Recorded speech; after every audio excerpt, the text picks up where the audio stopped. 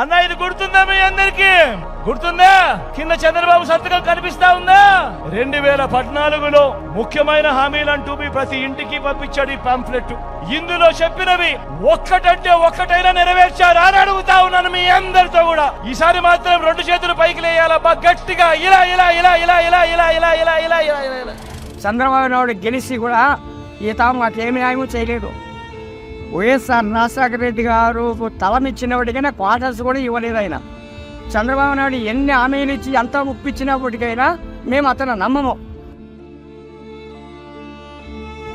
2014 చంద్రబాబు నాయుడు మహిళా సంఘాలకు రైతులకు బంగారు రుణాలు మాఫీ చేస్తారని, మీ బంగారు అక్కచెల్లెమ్మలో బంగారం మీ ఇంట్లోకి వస్తుందని చెప్పి, బాబు వస్తే జాబ్ వస్తుందని చేసింది ఏదీ లేదు. అంత మొదనష్టం కూడా లేడు. ఈ చంద్రబాబు నాయుడు అట్లా జున్నెక్కల వాళ్ళు ఎంతమంది వచ్చినా మేము అయితే ఓటు వేసేది లేదు, మేము అయితే కళ చూసేది లేదు.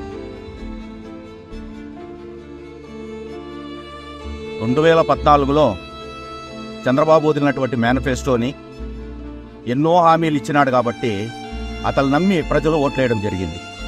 ఆ మేనిఫెస్టోలో ఇచ్చిన వాగ్దానాలు ఒక్కటి కూడా పూర్తి చేయలేదు. పూర్తి చేయకపోగా మేము నమ్మి ఓటేసిందని మమ్మల్ని రోడ్లు పడేశాడు. చంద్రబాబు, నీ మేనిఫెస్టో నమ్మే పరిస్థితిలో ప్రజలు లేరు, నీకు ఓటేసే పరిస్థితిలో మేము లేము, నిన్ను నమ్మే పరిస్థితిలో ప్రజలు లేరు. చంద్రబాబు నాయుడు చేసే మోసాలకి ఎవ్వరు ఇక్కడ పడిపోయే వాళ్ళు లేరు. 2014లో చేసిన మోసం పెట్టిన మేనిఫెస్టో ఈ రోజు 2019లో అది గమనించాము, అది అమలు కాదు అని తెలిసింది కాబట్టే ఆంధ్ర రాష్ట్ర మహిళలందరూ కూడా ఆయనకు బుద్ధి చెప్పారు. ఈ రోజు ఆ మేనిఫెస్టోతో మళ్ళీ ఒక్కసారి మోసం చేయాలని చూస్తే మీకు ఈసారి 2 సీట్లు కూడా రాకుండా చేస్తాం. 2014 ఎన్నికల్లో ఆయన చెప్పినవన్నీ చేస్తారు అని గెలిపించాము, కానీ ఆయన మాకు ఏం చేయలేదు, మమ్మల్ని రోడ్డుకి లాగేశారు.